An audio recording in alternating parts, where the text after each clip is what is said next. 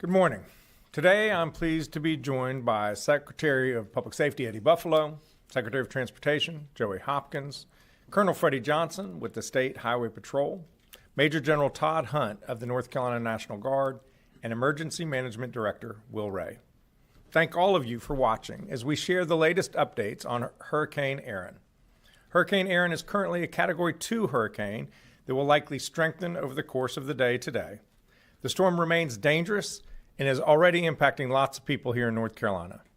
Folks on the coast need to take care. Based on the current forecast, we are anticipating coastal flooding from massive waves, tropical storm force winds, and tidal and storm surge for much of the state shoreline, especially the Outer Banks from this evening through Thursday. Life-threatening rip currents for most of the week.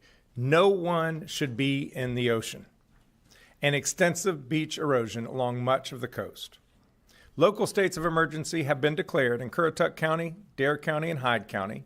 Mandatory evacuations are in place for Ocracoke and Hatteras Islands. If you are under an evacuation order, take action now before it's too late. You can find shelter at the state-operated disaster shelter located at 113 Wilcox Street in Warrenton, North Carolina. Pets are allowed at the shelter. I want to thank Warren County Emergency Management for hosting the shelter guests and the General Assembly for helping to fund it. Yesterday, I declared a state of emergency across North Carolina to facilitate our emergency response and to keep you safe. This statewide state of emergency enables us to send critical resources from across the state and around the country to respond. We've activated a cross-agency storm response that includes the Department of Public Safety, the Department of Transportation, the North Carolina National Guard, the State Highway Patrol, and many local partners. Our state emergency response team stands ready to quickly and decisively respond to any needs along the coast. We have already pre-positioned 3 swiftwater rescue teams and 200 National Guard troops to various locations on the coast, along with boats, high-clearance vehicles, and aircraft. We have on standby some Chinooks from Georgia ready to transport food and water if it becomes necessary. Momentarily, you will hear from Director Ray about the hurricane and our emergency response operations. Right now, I want to emphasize the importance of taking this storm seriously because it's a serious storm and conditions can deteriorate quickly. Please take these steps to ensure your safety. First, stay informed. Follow reputable sources of information like the National Weather Service and local media so you know the latest about the storm risks. I strongly encourage you to register online right now for emergency text and phone alerts from your county emergency management agency. Second, get your disaster kit ready. Think about what you would need after a major storm. Things like enough food, water, and supplies for 3 to 5 days for each person and pet in your household, a flashlight and fresh batteries, a battery-operated radio. Next, have a plan. In case you have to evacuate, build a go bag of cash, prescriptions, phone chargers, and important documents like insurance policies and other personal and financial records. Take photos of whatever you own that is valuable in case it gets destroyed. Know your evacuation plan and how to connect with your family after the storm. Write down their phone numbers on a piece of paper if you have not memorized them.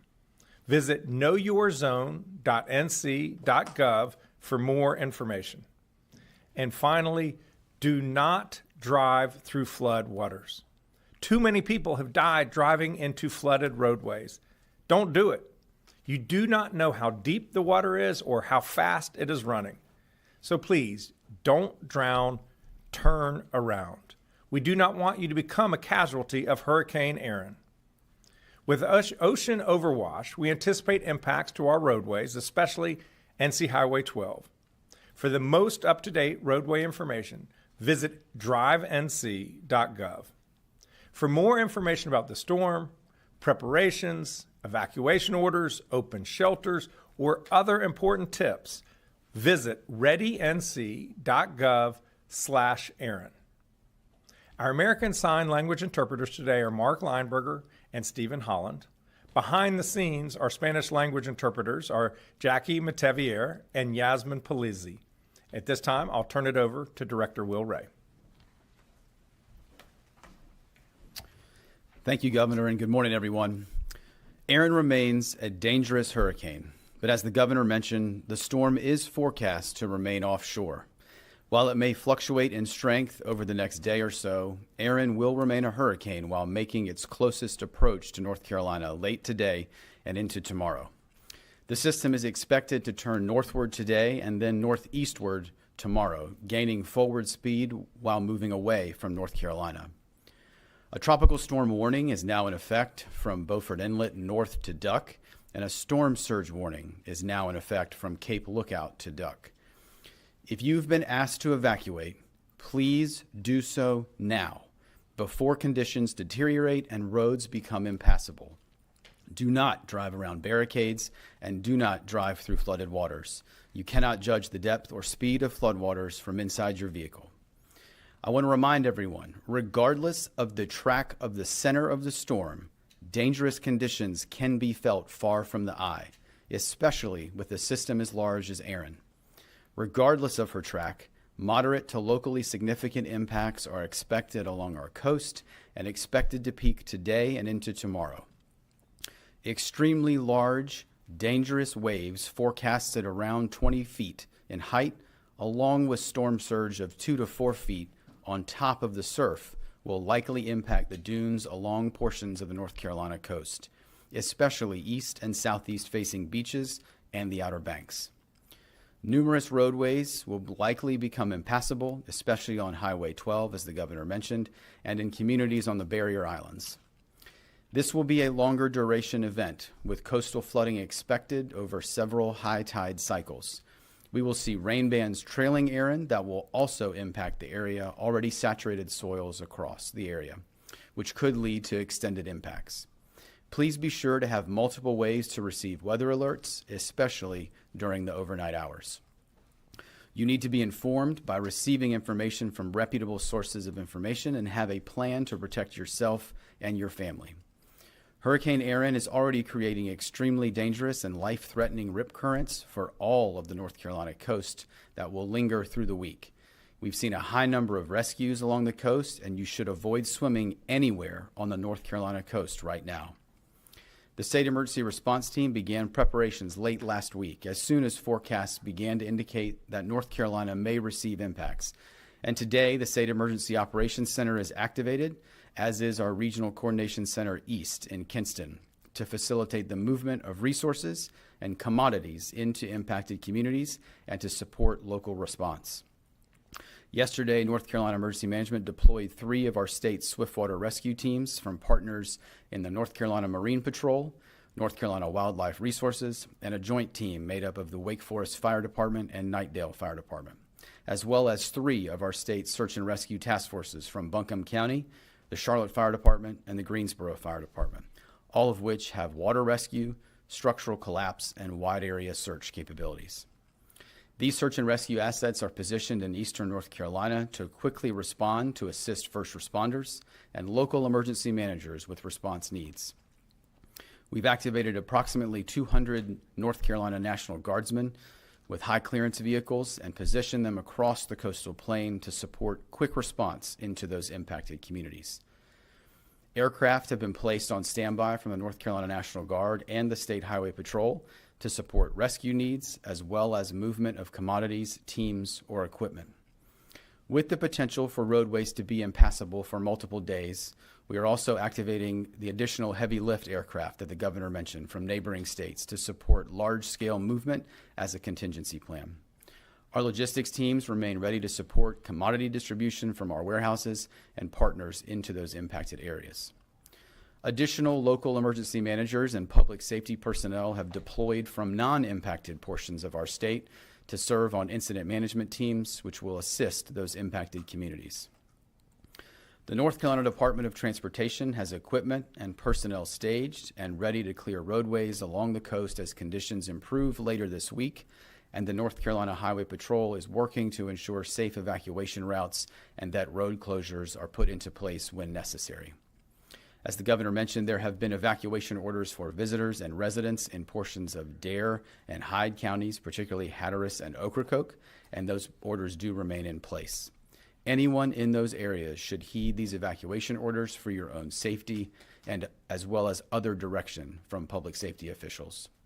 For anyone evacuating that needs somewhere to stay, a state-operated shelter is open and is safely located in Warrenton. As the governor mentioned, pets are welcome at this shelter, and you can find information by visiting readync.gov/Aaron. Finally, I want to mention that while all eyes are on Aaron and its impacts to our coast and those communities, North Carolina emergency management personnel and our local emergency management partners remain also focused on facilitating recovery efforts across Western North Carolina. The Joint Recovery Office remains open in Asheville without interruption, as are the multi-agency recovery centers, which have served over 6,800 Helene survivors to date. Areas in our central part of the state have also recently experienced impacts from Tropical Storm Chantal, and those disaster recovery centers remain open in local communities that were impacted.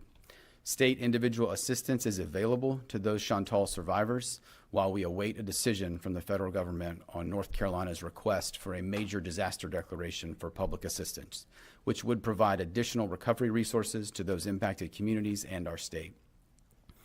Please remain informed and have a plan to protect yourself today, tonight, and tomorrow if you are along our coast.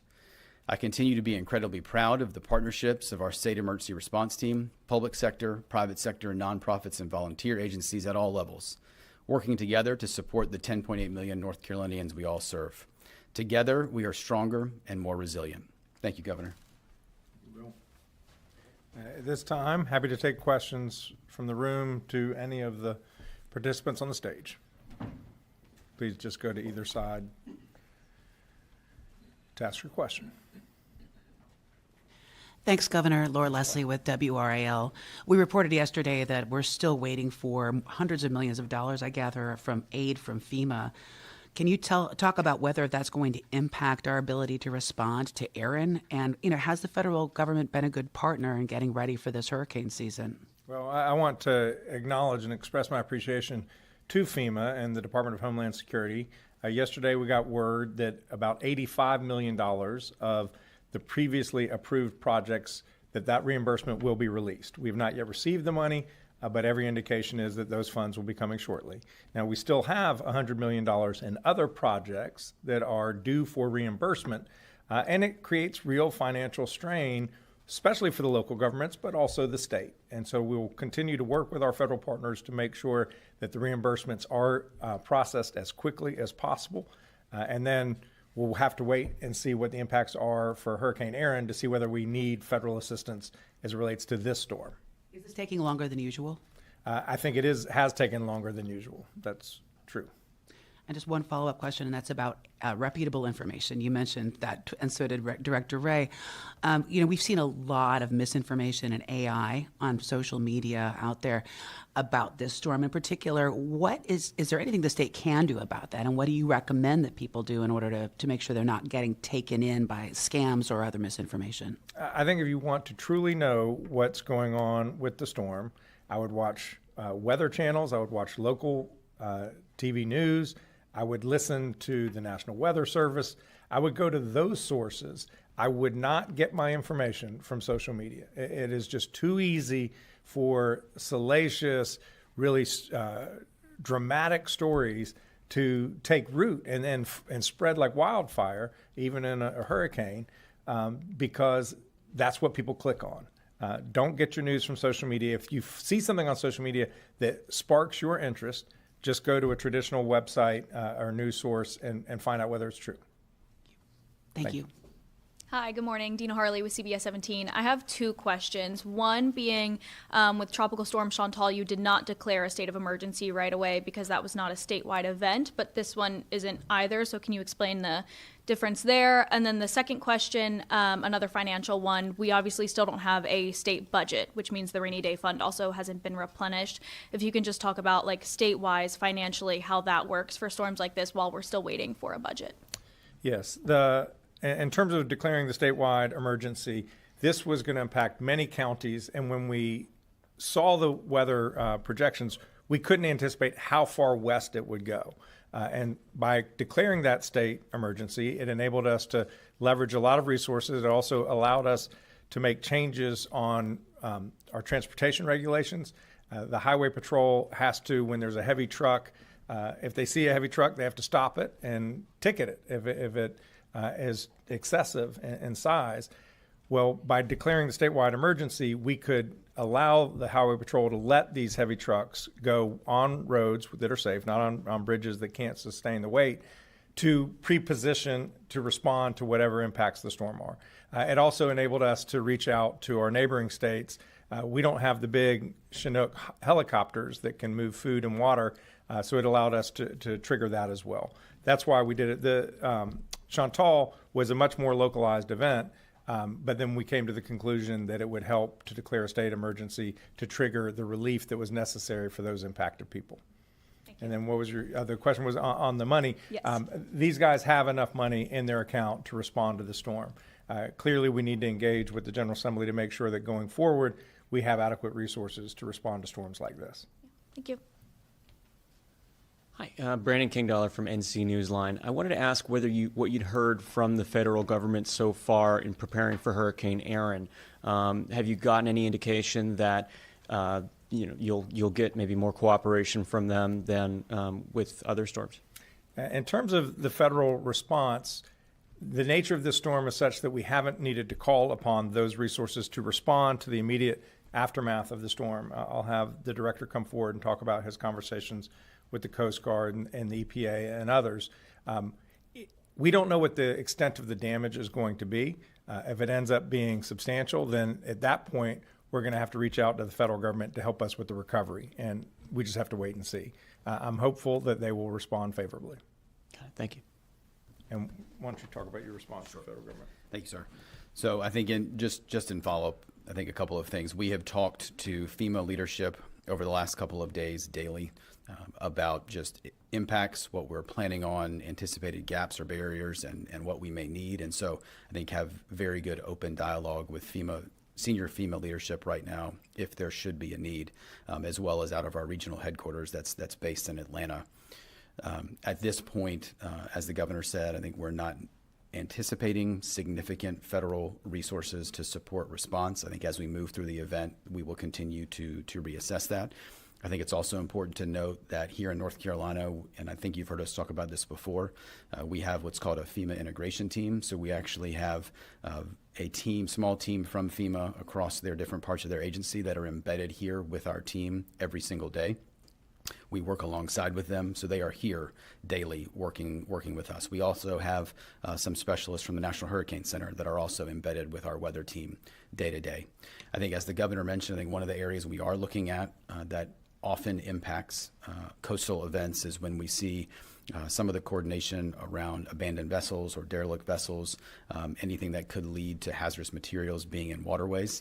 And those are conversations we've been having over the course of this week with the various federal agencies, so EPA, U.S. Army Corps of Engineers, Coast Guard, on how we, one, support life safety missions in those impacted areas, but also have the right federal resources postured should we need it to deal with some of the infrastructure impacts there. Thanks, Will. Or the Governor, Dwan Hogarth, WTVD. First things, after the response of Helene, and even now how folks there in the western part of the state are still recovering right now, what lessons have you learned from that major event, and how are you applying it to Hurricane Erin? And then secondly, I know you guys are having those conversations at the federal level. A lot of folks in the western part of the state were probably expecting something a little bit more, maybe from a state and federal level. How confident are you that the state will get what it needs from the federal government if you have to make that phone call? Yeah, we've had healthy working relationships with the federal government over these past 11 months since Hurricane Helene swept through western North Carolina. In terms of the extent of federal support, it has not met the need. If you put together, aggregate all of the different types of federal relief we've gotten, whether it was through FEMA or the U.S. Department of Transportation or the Army Corps of Engineer or whatever Small Business Administration, we're at about 8% of the overall damages, which was $60 billion. So we're grateful for every dollar that we get. But when you look at historically other major storms, the average is in the 40% range. Some storms got upwards of 70% of the overall damage in support from the federal government. So the federal government has not met the moment. We're going to continue to make our case to our congressional delegation and to the administration to urge them to support Western North Carolina to the degree that is necessary. In terms of what lessons that are learned from that relationship to the east, we just have to wait and see what the extent of the damage is and whether it has any impacts on our ongoing ability to get the support we need from the federal government. I think these folks, they know how to respond to a storm. They know how to analyze the type of storm that's coming. They know what assets to pre-position. There are 4 different sites in eastern North Carolina where there are National Guard troops. There are the swiftwater rescue teams from other local government agencies and from state agencies that Will referenced. And so I have every confidence that they know what they need to do in order to respond to what's going to happen this week in eastern North Carolina. Are you expecting anything different from the federal government? It remains to be seen. I mean, we've gotten good response from our congressional delegation. They've been helpful at every step of the way. We now are at the next stage, which is we need a lot of help for Western North Carolina, and we hope that that funding will come. Thank you. Well, Hey, Governor Will Doran from WRAL. You spoke about the concerns with Highway 12. Director Ray spoke about that as well. And I don't know how many hundreds of millions of dollars the state has spent on that one specific road in recent years, but are there broader conversations that we need to be having about the viability of those roads or other coastal roads so that there isn't as much damage every single time we get a hurricane coming through? yeah, well, we'll just obviously have to wait and see what the extent of the damage is with this storm. Look, people love our Outer Banks. It's a national treasure, and you need to be able to get to them. We have ferries that take us to the islands, but this is an important road for North Carolina. There's so much so many people live there. There's so much tourism dollars that goes on that road. It is an important asset to the state, and we need to do everything we can to protect and preserve it. And I'll see if Secretary Hopkins wants to add any words on NC-12. Yeah, thank you, Governor. First of all, I would agree. NC-12 is the interstate of the Outer Banks, and it's important that we keep it viable. We keep it where the goods, commodities, the tourists, and the residents can use it. Longer term, we are doing a number of studies, working with some the institutions, the educational institutions in the state, and also the local governments, looking at our assets out there and what we need to do as far as potentially making it more resilient, potentially relocating to a higher area and what we can do there. And there'll be ongoing studies as we move through, not just with NC-12, but also our ferry assets out at Ocracoke and Hatteras and other points on the Outer Banks. Hey, Governor Patrick Thomas with Spectrum News 1. You touched a lot on evacuations, and I'm curious as to how much these evacuation mandates are sort of out of abundance of caution because of what has been learned from previous storms, from Chantal, Helene, up until now. Yeah, well, when there is a major storm, when there is flooding, there is great risk of death. And what we don't want is for people to die. And the local governments were the ones who declared the evacuation orders. They know their community, their geography, their evacuation routes the best. So we are supportive of those orders. We're going to do everything in our power to keep people safe. If you are on one of the 2 islands, Hatteras or Ocracoke, and can get off still, the ferries I think are running for another hour or 2, we urge you to do that. And if you have not evacuated, make sure you batten down the hatches. And Governor, as a follow-up, what is your real level of confidence that FEMA will answer the call for what has already happened with Helene, but also because of what happened in Kirk County, Texas, and the slow response, that if anything does come of this with Hurricane Erin, they'd be able to help the state of North Carolina? Clearly, there's a lot of turmoil or consternation in Washington about what to do with FEMA. I mean, the president initially declared he wanted to get rid of FEMA. He's created a FEMA review council. I think the latest indication is that they're going to keep and reform FEMA. That is an outcome that I heartily embrace. There are things we can do that will help FEMA serve our people better. But we absolutely need the partnership of the federal government. These storms, this one appears to be localizing on North Carolina, but many of the storms hit an entire region. The scale of these storms are massive, $60 billion in western North Carolina from Hurricane Helene. Those kind of resources don't exist in western North Carolina to respond. Heck, our state 2-year budget is $66 billion. So essentially, we would have to forego the entire 2-year budget just to get western North Carolina back to where it was before. The only institution that has the kind of resources and the expertise on a regional level to respond is the federal government.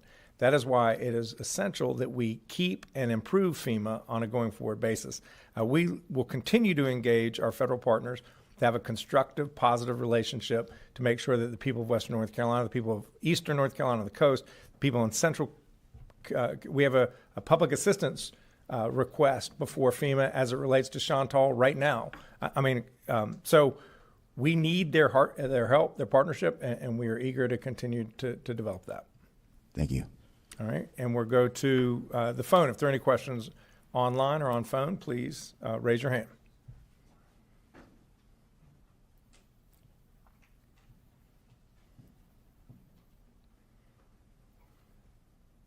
Zachary Turner, you raise your hand. Please unmute yourself and ask your question.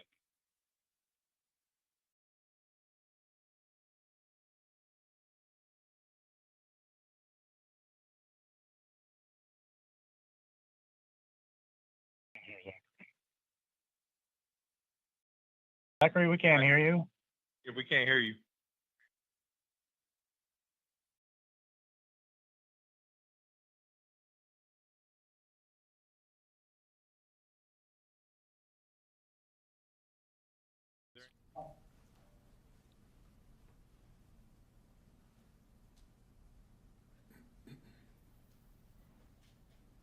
All right. Thank you all for being here.